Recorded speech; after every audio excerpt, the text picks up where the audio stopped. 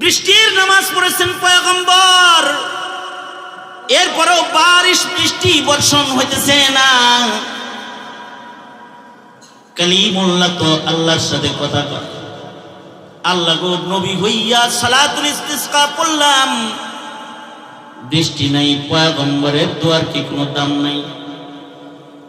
আল্লাহর পক্ষ থেকে জবাব এলো, মুসা পয়গম্বর দোয়াও লাগবে না, যাদেরকে লইয়া নামাজে দাঁড়াইছো এর ভেতরে একটা কম বস্তু আছে যারা আমি খুব অপছন্দ,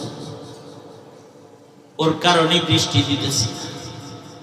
উঁচা জায়গায় দাঁড়ায়া এলান করো, হাজারো সালাতুল ইস্তিসকা পড়লেও কোনো লাভ নাই। যেই নাফরমানটা ইস্তিসকার মাঠে আজকে এখানে দাঁড়ায় রইছে,